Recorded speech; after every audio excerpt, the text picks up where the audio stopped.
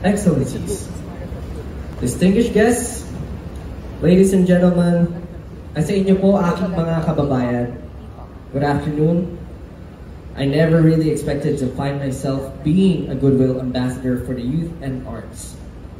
Never even imagined the success that we are experiencing because of our passion in music and dance. And never would have anticipated to give a speech in front of all of you. But the arts has paved the way to these opportune moments. Bilang mga awit at tagapagtanghal, lubos namin pinapahalaga ng sining at kultura.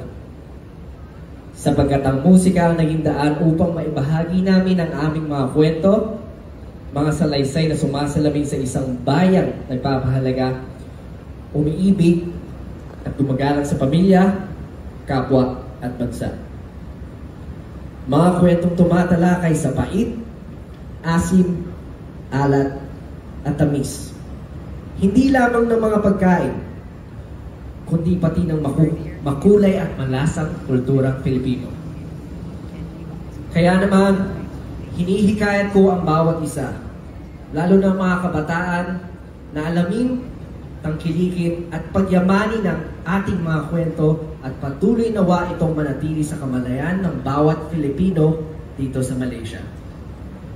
Together, let us form narratives that embodies our experiences dito sa Malaysia.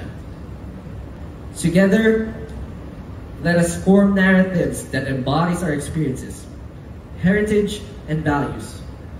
And may these narratives open doors for other nations to learn and appreciate our culture and our nation. Mananatiling bukas ang Centro Rizal Kuala Lumpur upang mapagbahagi sa inyo ang mga kwentong ito. Tuloy po tayo dito sa ating sentro, dito sa ating pagka-Filipino. At sabay-sabay po natin sabihin, Centro Rizal, sentro ng Pilipino. Tuloy po kayo.